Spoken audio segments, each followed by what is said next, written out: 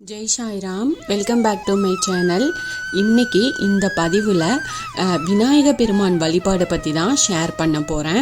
நம்ம இந்து சமயப்படி எந்த ஒரு செயலையும் துவங்கிறதுக்கு முன்னாடி பிள்ளையார் சுழி போட்டு துவங்கிறது அப்படிங்கிறது வழக்கமாக வச்சுருக்கோம். அதனால தான் விநாயகர் முதற் கடவுளாகவும் இருக்கிறாரு. விநாயகரை நாம் எந்தெந்த விநாயகரை வழிபாடு செஞ்சோம் அப்படின்னா என்னென்ன பலன்கள் கிடைக்கும் அப்படிங்கிறத நாம் இந்த பதிவில் பார்க்கலாம். முழுசாக ஸ்கிப் பண்ணாமல் இந்த பதிவை பாருங்கள். உங்களுக்கு என்னென்ன பிரார்த்தனைகள் இருக்குது, என்னென்ன வேண்டும், என்ன நினைச்ச காரியம் எந்த நிறைவேறணும் அப்படின்னா நீங்கள் அதுக்கு ஏற்ற மாதிரி விநாயகர் வழிபாடை செஞ்சு நீங்கள் கண்டிப்பாக பலன் பெறலாம். என்னோட சேனலுக்கு தொடர்ந்து சப்போர்ட் பண்ணுங்கள், லைக் பண்ணுங்கள், ஷேர் பண்ணுங்கள், கமெண்ட் பண்ணுங்கள், மறக்காமல் சப்ஸ்கிரைப் பண்ணுங்கள், பெல் ஐக்கானை கிளிக் பண்ணுங்கள். நாம் எந்த ஒரு பூஜை செஞ்சாலுமே பார்த்திங்கன்னா முதல்ல நம்ம மஞ்சள் பிள்ளையார் பிடிச்சி வச்சு தானே வழிபாடு செய்வோம். இப்போ நம்ம இதே விநாயகர் வழிபாட்டுக்கும் நாம் மஞ்சளால் பிடிச்சி வச்சு விநாயகர் வழிபாடு செஞ்சீங்க அப்படின்னா காரிய சித்தி கிடைக்கும், வசதியான வாழ்க்கையும் உங்களுக்கு அமையும். அதாவது உங்களுக்கு உங்கள் பண பிரச்சனையோ இந்த மாதிரிலாம் தீரணும் அப்படின்னு ஏதாவது நினச்சிங்க அப்படின்னா மஞ்சள் பிள்ளையார் பிடிச்சி வச்சு நீங்கள் வழிபாடு செஞ்சுட்டு வாங்க. நிச்சயமாக உங்களுக்கு அந்த வேண்டுதல் நிறைவேறும். அடுத்து பார்த்தீங்கன்னா சந்தனத்தாலான விநாயகரை பிடிச்சி வழிபாடு செஞ்சீங்க அப்படின்னா குழந்தை பாக்கியம் கிட்டும். இந்த மஞ்சள் பிள்ளையார் மாதிரியே நீங்கள் சந்தனத்தால் விநாயகர் செஞ்சு வழிபாடு செய்யுங்க. குழந்தை இல்லாதவங்களுக்கு கண்டிப்பாக குழந்தை வரம் கிடைக்கும். அதுக்கப்புறமா மண்ணில் பிள்ளையார் பிடிச்சி வழிபாட்டு செஞ்சுட்டு வந்தோம் அப்படின்னா நீங்கள் இப்போ ஒரு நல்ல பதவியில் இருக்கிறீங்க, அதை உயர் பதவி கிடைக்கணும், அப்புறம் சமூகத்தில் ஒரு அந்தஸ்து கிடைக்கணும், இந்த மாதிரிலாம் வழிபாடு வேணும் அப்படின்னா மண்ணால் செஞ்ச பிள்ளையாரை வழிபாடு செய்யுங்க. நீங்கள் இப்போது ஆஃபீஸில் ப்ரமோஷனுக்காக வெயிட் பண்ணுறீங்க அப்படின்னா கண்டிப்பாக இந்த விநாயகர் வழிபாடு உங்களுக்கு கை கொடுக்கும். விபூதியில் விநாயகர் செஞ்சு வழிபாடு செஞ்சுட்டு வந்தீங்க அப்படின்னா உங்களுடைய உடலில் இருக்கிற பிணிகள் எல்லாமே நீங்கும். இதுக்கும் பதவி உயர்வு கண்டிப்பாக கிடைக்கும். அதனால் விபூதியில் விநாயகர் செஞ்சு வழிபாடு செஞ்சுட்டு வாங்க. அப்புறமா உங்களுக்கு புத்து மண்ணில் பிள்ளையார் பிடிச்சி வழிபாடு செஞ்சுட்டு வந்தீங்க அப்படின்னா நீங்கள் செய்கிற தொழிலில் லாபம் கிடைக்கும், அதோட ஆரோக்கியமும் கிடைக்கும். விவசாயம் பார்க்குறீங்க அப்படின்னா உங்களுக்கு விளைச்சல் நல்லபடியாக கிடைச்சி லாபம் அதிகரிக்கும்.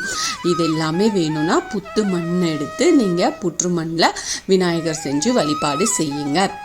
அதுக்கப்புறமா வெல்லம் இருக்கு இல்லையா, அந்த வெல்லத்தில் விநாயகரை செஞ்சு வழிபாடு செஞ்சீங்க அப்படின்னா சகல சௌபாகியமும் கிடைக்கும். எல்லா செல்வமும் கிடைக்கணும்னு நினைக்கிறீங்கன்னா நீங்கள் வெல்லத்தில் விநாயகர் வச்சு வழிபாடு செய்யுங்க. அப்புறமா உப்பு இருக்கு இல்லையா, உப்பு அப்புறம் வேப்ப மரத்தில் செஞ்ச விநாயகர், இது ரெண்டையும் நாம் வழிபாடு செஞ்சோம் அப்படின்னா எதிரிகள் தொல்லையே இருக்காது நமக்கு. உங்களுக்கு எதிரிகளால் பிரச்சனை, பிஸ்னஸ் பார்ட்னரால் பிரச்சனை, இப்படி யாருனால உங்களுக்கு தொந்தரவு இருக்குது இந்த மாதிரி நினைக்கிறீங்களோ கண்டிப்பாக அந்த பிரச்சனை எல்லாமே போயிடும். ஒன்று உப்பில் செஞ்சு வழிபாடு செய்யுங்க, இல்லைனா வேப்ப மரம் அந்த இது கிடைச்சது அப்படின்னா நீங்கள் அதில் யார்கிட்டையாவது கொடுத்து விநாயகர் செஞ்சு தர சொல்லி நாம் அதிலையும் வழிபாடு செய்யலாம். அப்புறம் குங்குமத்தால் விநாயகரை பிடிச்சி வழிபாடு செஞ்சோம் அப்படின்னா எந்த தோஷமாக இருந்தாலும் கண்டிப்பாக அந்த தோஷம் எல்லாமே நீங்கும். குழந்தைகள் கல்வியில் ரொம்ப சிறந்து விளங்குவாங்க. நீங்கள் குழந்தைங்க நல்லா படிக்கணும், படிச்சுட்ருக்குறாங்க, இந்த வருடம் 10வது 12வது எழுதுகிறாங்க, பரீட்சை எழுதுகிறாங்க அப்படின்னா அவங்களுக்காக நீங்கள் குங்குமத்தால் விநாயகர் செஞ்சு வச்சு வீட்டில் வழிபாடு செஞ்சுட்டு வாங்க, கண்டிப்பாக நல்லா படிப்பாங்க. அதுக்கப்புறமா வெள்ளருக்கு விநாயகர், இது மேக்சிமம் எல்லார் வீட்லேயும் நாம் வச்சுருப்போம். இந்த வெள்ளருக்கு விநாயகரை வழிபாடு செஞ்சோம் அப்படின்னா தீய சக்தி நம்மளை அண்டவே அண்டாது. நமக்கு நல்ல சிந்தனைகள் வரும், அதாவது பாசிட்டிவாக திங்க் பண்ணுவோம். அப்புறம் சொத்துக்கள் வாங்கணும் அப்படின்னு நினச்சிங்கன்னா உங்களுக்கு அது நல்லபடியாக அமையும். அப்புறமா வெண்ணெயில் செஞ்ச விநாயகர், வெண்ணெயில் பிடிச்சி நீங்கள் விநாயகரை வழிபட்டீங்க அப்படின்னா நாள்பட்ட நோய், அப்புறம் முக்கியமான விஷயம் கடன் இருக்கிறவங்க அந்த வெண்ணெயில் செஞ்சு வழிபாடு செஞ்சீங்கன்னா நிச்சயமாக அந்த கடன்கள் தீரும். உங்கள் உள்ளமும் உடலும் நல்ல ஆரோக்கியமாக இருக்கும். அப்புறம் பசுஞ்சாணத்தினால விநாயகரை பிடிச்சி வழிபாடு செஞ்சீங்கன்னா நீங்கள் எண்ணிய காரியம் நடக்கும்.